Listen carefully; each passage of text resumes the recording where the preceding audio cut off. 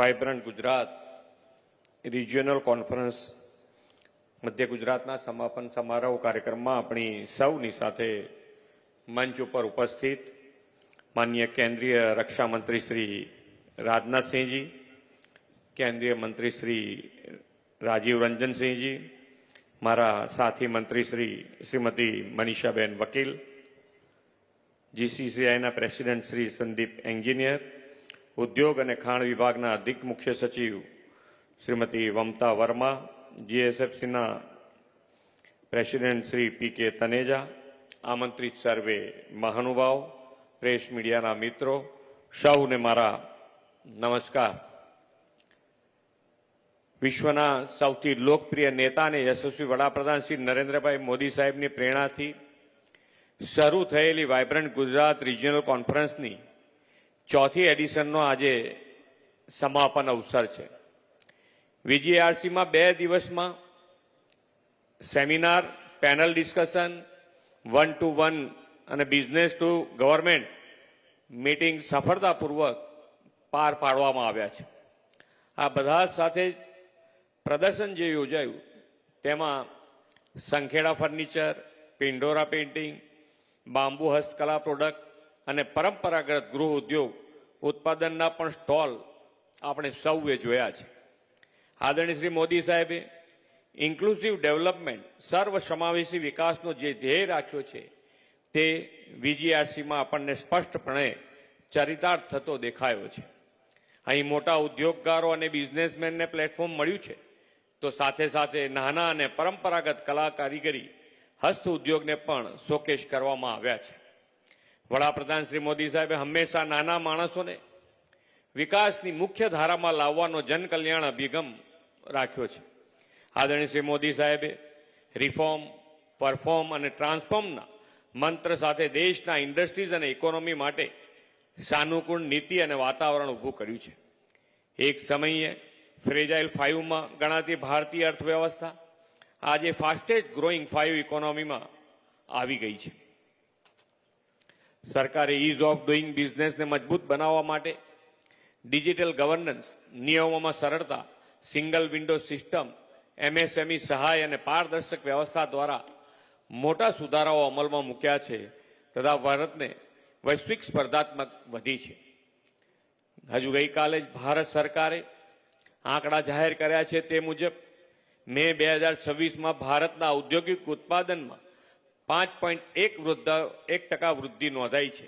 તે મેન્યુફેક્ચરિંગ અને વીજ ઉત્પાદન ક્ષેત્રની મજબૂતી સાથે અર્થતંત્રની સતત ગતિશીલતાનો સંકેત આપે છે. શ્રી મોદી સાહેબે કોરોના કાળ પછી એમએસએમઈની નવી વ્યાખ્યા કરી છે, તેમનું નવું બળ આપ્યું છે. પ્રધાનમંત્રી મુદ્રા યોજના તો નાના ઉદ્યોગકારો અને એમએસએમઈ માટે ખૂબ ઉપકારક નીવડી છે. આ યોજનામાં 57 કરોડથી વધુ લોન દ્વારા રૂપિયા 40 લાખ કરોડનું ધિરાણ ફક્ત એમએસએમઈને મળ્યું છે. વડાપ્રધાનશ્રીએ ઉદ્યોગ માટે જરૂરી ઇન્ફ્રાસ્ટ્રક્ચર ઝડપથી વિકસાવ્યું છે અને અગાઉ અટકી પડેલા 4 લાખ કરોડથી વધુના ઇન્ફ્રાસ્ટ્રક્ચરના કામો તેમના નેતૃત્વમાં પૂર્ણ થયા છે. ડિફેન્સ સેક્ટરમાં પણ આત્મનિર્ભરતામાં ગુજરાત મહત્વની ભૂમિકા ભજવી રહ્યું છે. વડોદરામાં દેશની પ્રથમ પ્રાઇવેટ સેક્ટરની લશ્કરી વિમાન ઉત્પાદન સુવિધા ટાટા એરબસ C295 એક સીમાચિહ્ન રૂપ છે. એટલું જ નહીં, વિશ્વની સૌથી અદ્યતન ઓટોમેટિક આર્ટિલરી સિસ્ટમની એક એવું K9 વ્રજ હજીરામાં બનાવવામાં આવ્યું છે. આણંદ અને ધોલેરામાં વિકસી રહેલી સેમિકન્ડક્ટર ઇકોસિસ્ટમ પણ ડિફેન્સ ઇન્ડસ્ટ્રીઝ સેક્ટરમાં ગુજરાતમાં ભવિષ્યમાં નવી તકો ખોલશે. જીઓ પોલિટિકલ સિચ્યુએશનમાં પણ આદરણીય શ્રી નરેન્દ્રભાઈએ ભારતીય ઉદ્યોગના હિતની સંપૂર્ણ રક્ષા કરી છે. તેમણે 9 જેટલા ફોરેન ટ્રેડ એગ્રીમેન્ટથી ભારતીય ઉદ્યોગ માટે વિશ્વના દ્વાર ખોલી આપ્યા છે. આજે સમગ્ર વિશ્વને શ્રી મોદી સાહેબના નેતૃત્વ પર ભરોસો છે. એટલું જ નહીં, વિદેશમાં વસતા ભારતીયો પણ દેશના નેતૃત્વ પર વિશ્વાસ વધ્યો છે. તેથી ફોરેન રેમિટન્સીમાં પણ ખૂબ મોટી વૃદ્ધિ જોવા મળી છે. માત્ર 2025માં એક જ વર્ષમાં રૂપિયા 13 લાખ કરોડ રૂપિયા રેમિટન્સીથી ભારતમાં આવ્યા છે. આ નાણાં સોશિયલ ઇન્ફ્રાસ્ટ્રક્ચર ડેવલપમેન્ટના ઉપયોગમાં લેવામાં આવે છે. ગત 12 વર્ષમાં દેશમાં એફડીઆઈમાં પણ 3 ગણો વધારો થયો છે અને 15 લાખ કરોડથી વધુનું વિદેશી રોકાણ ભારતીય બજારમાં આવ્યું છે. પોતાનો વ્યવસાય કરવાની ધગશવાળા કૌશલ્ય યુવાનોને ઇનોવેશન અને સ્ટાર્ટઅપ દ્વારા ખીલવાની તક પણ વડાપ્રધાનશ્રીએ આપી છે. તેના પરિણામે 2.2 લાખ સ્ટાર્ટઅપ સાથે ભારત વિશ્વની ત્રીજી મોટી સ્ટાર્ટઅપ ઇકોનોમી બન્યું છે. એટલું જ નહીં, 23 લાખથી વધુ નોકરીઓનું સર્જન પણ થયું છે. વડાપ્રધાનશ્રીએ કરેલા આવા રિફોર્મ્સ અને નવી યોજનાઓથી હવે તો નાના ઉદ્યોગ અને ઉદ્યોગકારોને વિકસવાની તક પણ મળી છે. એમણે શરૂ કરાવેલી વાઇબ્રન્ટ સમિટ જેવા આયોજનો એ માટે એક ટેક ઓફ પ્લેટફોર્મ બન્યા છે.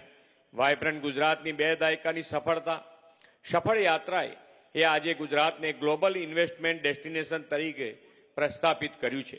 નાના ગામો પણ વાઇબ્રન્ટ અને vocal for local two global બને તેવા હોલિસ્ટિક ડેવલપમેન્ટનો વડાપ્રધાનશ્રીનો સંકલ્પ છે.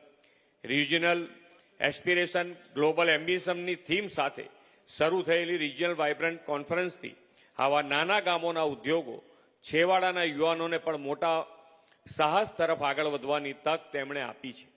આ ચોથી વીજીઆરસીમાં કુલ 3,34,000 કરોડ રૂપિયાના રોકાણ સાથે 3,759 MOU થયા છે અને અંદાજે 1,97,000 રોજગારીની તકો ઊભી થવાની છે.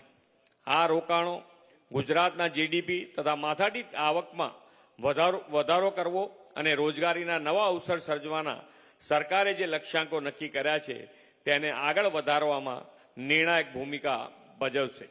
આદરણીય વડાપ્રધાન શ્રી નરેન્દ્રભાઈ મોદીના સતત માર્ગદર્શન, પાર્ટનર કન્ટ્રીઝ ઉપસ્થિત રહેલા દેશ વિદેશના ડેલિગેટ્સની ભાગીદારીથી આ વીજીઆરસીને સફળતા મળી છે. કેન્દ્ર સરકારના મંત્રીશ્રીઓ અને દિવસ રાત એક કરીને કામ કરનાર ટીમ ગુજરાતના સૌ કર્મયોગીઓ તથા પ્રિન્ટ અને ઇલેક્ટ્રોનિક મીડિયાના મિત્રોનો પણ આ તબક્કે આ સફળતા માટે આભાર વ્યક્ત કરું છું. વડાપ્રધાન શ્રી નરેન્દ્રભાઈ મોદીએ આપેલા વોકલ ફોર લોકલથી લોકલ ફોર ગ્લોબલનું વિઝન અને સ્થાનિક શક્તિ, પરંપરા અને પ્રતિભાને વૈશ્વિક સ્તરે લઈ જવાની આપણી પ્રતિબદ્ધતા આ કોન્ફરન્સથી સફળતાના પાયામાં છે. આ વાઇબ્રન્ટ રિજિયનલ કોન્ફરન્સથી બેલેન્સ્ડ ગ્રોથની સંકલ્પના પાર પડી છે. કેન્દ્ર અને રાજ્ય સરકારના આ માટે મજબૂત સપોર્ટ છે અને સૌથી અગત્યની વાત છે, વિશ્વના તમામ દેશોએ શ્રી નરેન્દ્રભાઈ મોદી પર મૂકેલો ભરોસો અને ગુજરાત પરનો વિશ્વાસ. આપણે સૌ સાથે મળીને આ વિશ્વાસને વધુ મજબૂત કરીએ. જે રીતે 2003માં શ્રી મોદી સાહેબે કરાવેલી વાઇબ્રન્ટ ગુજરાતની એક નાનકડી શરૂઆત વિશ્વવ્યાપી સમિટ બની, તેવી જ રીતે આવી રિજિયનલ કોન્ફરન્સ યોજીને ગુજરાતના વિકાસનો નવો અધ્યાય રચવો છે. વડાપ્રધાનશ્રીના વિકસિત ભારત 2047ના સંકલ્પને પાર પાડવામાં આ રિજિયનલ વાઇબ્રન્ટ ગુજરાત કોન્ફરન્સની જ્વલંત સફળતાઓ ગુજરાતને આપ સૌ સહયોગથી અગ્રેસર રાખશો એવા વિશ્વાસ સાથે વિરમું છું. ભારત માતા કી જય. વંદે માતરમ. જય જય ગરવી ગુજરાત.